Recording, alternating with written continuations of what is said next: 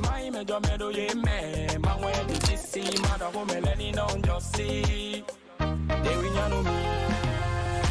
les amis, bienvenue sur la chaîne La Fille Famille, la chaîne de la femme à l'image du proverbe 31. La chaîne La Fille Femme Arlette a été créée pour vous encourager, vous motiver, vous partager des idées d'activité et également des clés sur lesquelles, en vous basant, vous allez forcément réussir en entreprise et dans la vie active. Depuis un moment, j'avais commencé à partager sur certaines lois pour accomplir pleinement notre destinée en nous basant sur les principes bibliques, à savoir la loi de la convertibilité, la loi de l'honneur, la loi de la gratitude et j'en passe. Et aujourd'hui, nous sommes là pour parler de la loi de l'alliance.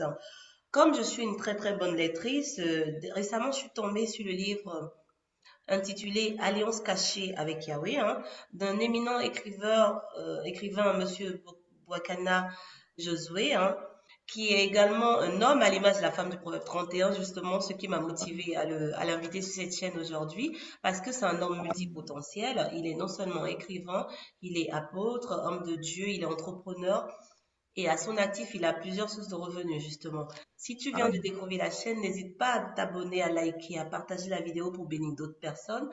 Et reste avec nous jusqu'au bout parce qu'il va nous partager des clés sur l'alliance. Parce que la vie a des codes. Et pour vraiment percer cette code-là et atteindre notre percée en accomplissant notre destin et le dessein, on doit les appliquer pour pouvoir réussir. Et il va nous en parler justement. Bonjour apôtre, comment allez-vous? Bonjour ma sœur, ça va bien par la grâce de notre Seigneur Jésus-Christ. Amen. Nous sommes bénis de vous avoir avec nous sur cette chaîne et nous allons tout de suite y aller avec la première question. Qu'est-ce qui vous a motivé le choix de votre titre de livre? Parce que des livres, vous en avez beaucoup, et parmi les nombreux livres que vous avez écrits, l'un d'entre eux était intitulé Alliance cachée avec Yahweh. Vous nous en parlez? Effectivement, oui, je te remercie. Je remercie aussi les auditeurs qui nous suivent en ce moment. Que les Très-Hauts les bénissent au nom de notre Seigneur Jésus-Christ. Je te bénis aussi pour l'opportunité que tu m'as offert à cette chaîne, La Femme à l'image des Proverbes 31. Oui, parlant de l'alliance, nous devons savoir que le Dieu de la Bible est un Dieu d'alliance. Il se cache dans l'alliance. En tant que le créateur, il peut prendre l'image de n'importe quel animal selon son bon vouloir. Si par exemple Dieu prend l'image de la tortue, nous allons voir qu'avant de toucher la tortue, on doit d'abord passer par la carapace. Donc, la carapace, c'est comme l'alliance et la tortue, c'est comme Elohim. Donc, Elohim se cache dans l'alliance. Pourquoi? Parce que, par définition, l'alliance est un contrat, est un accord, c'est une convenance. L'alliance, c'est l'amitié. Si maintenant on veut définir l'alliance selon la Bible, je me réfère à ce livre de Genèse chapitre 17, versets 1 à 2. Dans Genèse chapitre 17, versets 1 à 2, nous avons les deux concepts de l'alliance. Qu'est-ce que Dieu a dit à Abraham? D'abord, son nom était Abraham. Il a passé d'Abraham à Abraham. Abraham veut dire père élevé. Abraham, c'est le père de la multitude. Pour qu'il ait ce passage-là, cette transition-là, pour qu'il ait cette accession à la bénédiction-là, il a fallu l'alliance. Donc, pour que tu accèdes à ta bénédiction, il faut nécessairement l'alliance. Et l'alliance, quand Dieu le donne à Abraham, Dieu a dit deux choses. Un, marche parfaitement devant moi. Donc, il a d'abord, le premier concept, c'est la marche. Le deuxième concept, sois intègre. Donc, c'est l'intégrité. La marche, c'est quoi? C'est la convenance, c'est l'amitié, c'est le contrat, c'est l'attente pour que nous soyons en nouveauté de vie en Yoshua HaMashiach aujourd'hui. Et l'intégrité n'est rien d'autre que la fidélité. Nous devons rester fidèles au commandement, à la loi d'Élohim, aux enseignements de notre Seigneur Jésus-Christ. Voilà un peu la définition de l'alliance. En passant, je veux dire que l'alliance a trois parties, parce que l'alliance a le corps, à l'âme et l'esprit. Et dans les corps de l'alliance, oui, D'accord. Parlez-nous-en l'alliance, justement. oui, l'alliance a trois parties. L'alliance a les corps, a l'âme et l'esprit. Dans les corps de l'alliance, nous avons des choses. Nous avons les rémas et les V. Les rémas est la dérivée du logos. Le logos, c'est l'ensemble de la parole de Dieu qui contient plus de 32 000 promesses. Ce n'est pas toutes les 32 000 promesses qui vont faire ton affaire. Mais dans les 32 000 promesses-là, toi, tu veux avoir une seule promesse accomplie dans ta vie. La promesse que toi, tu veux voir cela s'accomplir dans ta vie, c'est ça, les rémas. Maintenant, à ces rémas-là, tu dois coller un V pour que les deux marchent ensemble, pour qu'il y ait accord, pour qu'il y ait entente. Le V, Justement, c'est quoi? Le V, c'est la déclaration solennelle de l'homme ou bien de l'être humain devant son Dieu, de quelque chose qu'il va faire lorsque le Seigneur va accomplir le V. Ça fait le corps de par l'alliance. contre, cela m'amène justement à vous poser la question, à savoir quelle est l'utilité de l'alliance justement dans nos vœux, dans nos projets, dans nos besoins de la vie quotidienne. Oui, je vais y arriver. Et laisse-moi finir rapidement avec les trois composantes-là. Il y a D'accord? le corps, l'âme, il y a l'esprit de l'alliance. Maintenant, l'âme de l'alliance, c'est quoi? L'âme de l'alliance, c'est les sacrifices. Lorsqu'on parle du sacrifice, les gens font directement allusion à l'aspect financier, alors qu'il y a plus que ça, il y a mieux que ça encore, parce que dans les sacrifices, dans ces livres-là, Alliance cachée avec Yahvé, nous donnons sept types de sacrifices, à savoir l'adoration, la soumission, l'intercession, la sanctification, les actes d'amour et l'offrande d'alliance. Donc, ça nous donne les sept éléments ou bien les sept types d'alliance. C'est ça, ça l'âme de l'alliance ou bien les sacrifices. Les sacrifices permettent que l'alliance soit viable, permet le passage de l'immatériel au matériel, permet que nous puissions palper les rémas, que les rémas soient concrets. C'est le cas d'Abraham. Dieu lui avait dit que tu seras le père de la multitude, tu auras les enfants comme les sables de la terre, tu auras les enfants comme les étoiles du ciel. Abraham ne voyait pas encore cela. Pour que cela soit matérialisé, Dieu lui a invité à faire les sacrifices. Donc, Abraham devait donner les bêtes et les oiseaux, les séparer en deux parties et passer au milieu pour conclure l'alliance.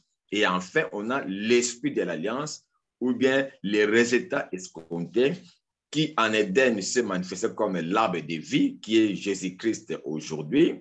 Au temps de Noé, c'était l'arc-en-ciel. Au temps de qui là-bas, d'Abraham, c'est la circoncision. Au temps de Moïse, c'est les sabbats. Au temps de David, c'est les trônes ou bien les temples. Au temps de Jésus-Christ que nous sommes aujourd'hui, c'est le sang de Jésus-Christ.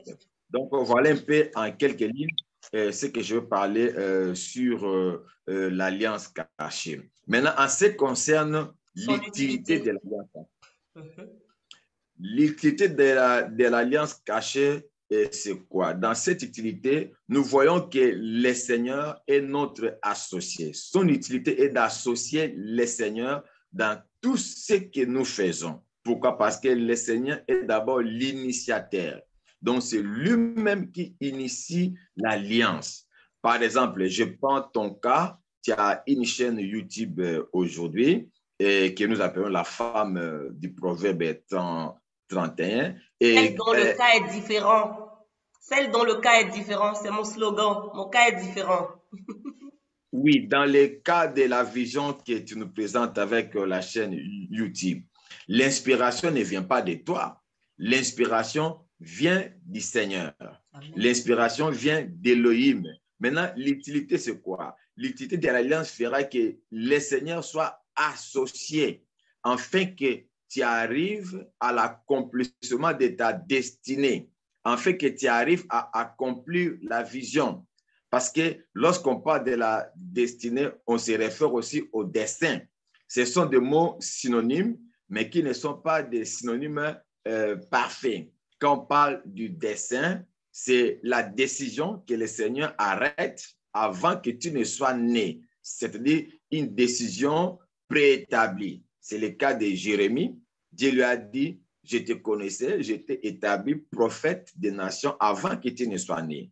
Tandis que le destin, c'est l'ensemble des options qu'une personne met en place pour accomplir son avenir. Donc, le sort de quelqu'un partant de ses décisions. Il faut maintenant que le destin se conforme au dessein pour qu'il y ait la percée. Lorsque le destin croise les desseins, il y a maintenant la percée ou bien l'émergence. Donc, l'utilité de l'alliance est de nous introduire dans l'émergence. Voilà ce que je peux dire en quelques lignes.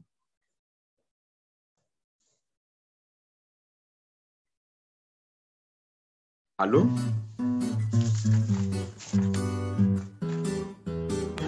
Excusez-moi, mon micro était fermé, je ne l'ai pas tout de suite capté. Je suis vraiment émerveillée par tous ces partages et je retiens fermement maintenant que destin plus destin entraîne également la percée et l'émergence. Je comprends mieux certaines choses maintenant et cela m'emmène justement à vous dire, à vous demander en quoi l'alliance, elle est un ascenseur justement pour la réaliser, pour atteindre vraiment la haute spiritualité. Ah, d'accord. Vraiment, c'est une très belle question. Je t'en remercie. L'alliance, en fait, c'est un ascenseur à la haute Spiritualité. spiritualité. Je m'explique. La spiritualité, c'est quoi? Selon moi, la spiritualité est la sensibilité d'un être humain d'entrer dans le monde des esprits et en sortir avec un résultat escompté. Les musulmans ont leur spiritualité, les chrétiens, les francs-maçons, ainsi de suite. Chaque spiritualité a une doctrine. On se sert de cette doctrine-là pour entrer dans le monde des esprits et sortir avec les résultats. Nous, les chrétiens, notre spiritualité se fonde sur la Torah et les enseignements de notre Seigneur Jésus-Christ. Maintenant, si nous sommes dans Apocalypse chapitre 4, nous voyons que le trône de Dieu est environné de l'arc-en-ciel. L'arc-en-ciel, c'est un ensemble de codes. L'arc-en-ciel, c'est l'ensemble de numéros référentiels qui représentent la vie de tout un chacun. C'est pour cela que je parle de l'alliance cachée. J'ai défini dans la première question l'alliance dans sa généralité. C'est la marche avec Dieu. Mais ça devient alliance cachée. J'ai ajouté l'adjectif caché là-bas. Pourquoi? Parce que ça devient maintenant individualisé, ça devient particularisé, ça devient quelque chose de singulier dans l'intimité avec Dieu. Maintenant, quand tu tisses une alliance avec Dieu, au même moment que tu tisses l'alliance-là, l'arc-en-ciel apparaît lors de la conclusion de l'alliance. Autant l'arc-en-ciel s'est fait voir avec Noé, autant aujourd'hui, quand quelqu'un entre dans une alliance secrète avec Dieu, l'arc-en-ciel apparaît aussi au même moment. Maintenant, devant le trône de Dieu, il y a un autel. Et devant l'autel, il y a un ange qui détient un encensoir. Là, je suis maintenant dans Apocalypse, chapitre 8, versets 1 à 3. Quand nous prions sur la terre, nos prières ne passent pas directement au trône de Dieu au ciel. Ça passe d'abord dans l'encensoir et l'encensoir vient avec ça sur l'autel. L'autel, c'est quoi? L'autel est un pont de relais qui nous permet de quitter le monde physique et d'entrer dans le monde spirituel. Et chacun maintenant doit avoir son autel. C'est ça maintenant l'alliance cachée. L'autel que tu bâtis sur la terre est comme ton cellulaire, ton portable, qui doit être connecté au grand portable de Dieu au ciel. Quand tu dis allô, il faut que ton numéro apparaisse dans les grands portables de Dieu au ciel. Donc, exactement, si tu bâtis l'autel sur la terre, l'autel que tu bâtis, c'est ça aussi l'alliance cachée. Parce que ça doit avoir le corps, l'âme et l'esprit. C'est le fait de mettre en place le remas, le vœu, les sacrifices et observer les signes de l'alliance. C'est ça l'autel. L'autel n'est pas forcément physique aujourd'hui parce que nous avons l'autel central, le Seigneur Jésus-Christ. Donc, l'autel que tu bâtis sur la terre, c'est la réunion de ces trois choses-là. Tu te focalises sur une parole de Dieu. Par exemple, si quelqu'un n'aimait pas au monde, il peut prendre un verset biblique qui dit « La stérile enfantera 7 fois ». Ça, c'est son réma. Il peut faire un vœu à Dieu comme Anne avait fait un vœu à Dieu. Donc là, maintenant, ça devient son autel sur la terre. Maintenant, cet autel-là doit être connecté au autel de Dieu, à l'autel de Dieu au ciel. En faisant cela, tu vois que l'alliance cachée nous place à la haute spiritualité.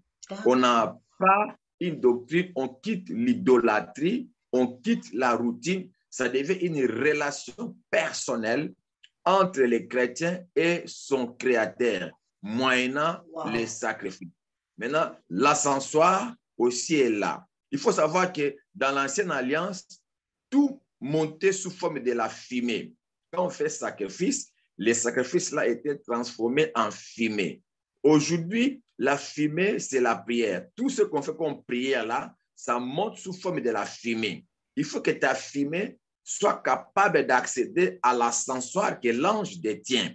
Pour y arriver, fumée, il faut forcément le feu, il faut dans l'alliance avec Dieu.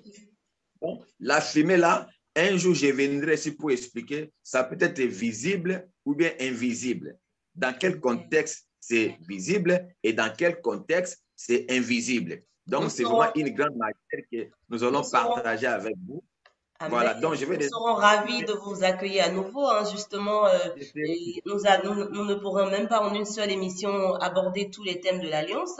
Je précise juste à nos abonnés que l'apôtre Bouakana également, il est président de l'organisation non gouvernementale Goshen Environment et il est fondateur et professeur également à l'Institut biblique Sec de l'Aigle. Il est un homme d'affaires, il est écrivain. Et je vous prierai volontiers de vous acquérir ce livre-là qui regorge vraiment de codes, de secrets pour vraiment entrer dans votre percée. Parce que nous sommes au temps favorable où le monde attend la révélation des fils et filles de Dieu dans toutes les sphères d'influence du monde, à savoir la communication, la santé, les médias, la politique également, et j'en passe. Et je crois que nous sommes vraiment sur la bonne voie avec ces éminents hommes de Dieu qui nous enseignent, qui nous exhortent et qui partagent avec nous les codes que nous devons maîtriser pour réussir. Je vais vous inviter à dire un mot de fin et de nous promettre également de revenir sur la chaîne YouTube pour partager avec nous encore d'autres clés parce que nous n'avons pas fini d'être exhortés. Apôtre. Je vous promets que je vais revenir par la grâce de notre Seigneur Yoshua. J'invite tout un chacun à accepter le Seigneur Yoshua, le Seigneur Jésus-Christ comme son Seigneur et son Sauveur, car c'est lui le socle, la source de la vie, la source de toutes les bénédictions. Que le Seigneur me bénisse. Que le Seigneur bénisse aussi en particulier notre très chère femme, la femme à l'image du Proverbe 31. Que le Seigneur nous bénisse. Shalom. Shalom. Merci beaucoup. Que lorsque le dessein et le destin se croisent, on a évidemment la percée. Pourquoi ne pas marcher sur les principes bibliques pour réussir? Je vous laisse la question, les amis. J'espère que vous allez procurer ce livre de l'Alliance cachée avec Yahweh. Il en vente recevoir et également auprès de moi en Europe. On peut livrer par France et dans les pays amis également. N'hésitez pas à vous l'approprier parce que vraiment ce livre est plein de secrets.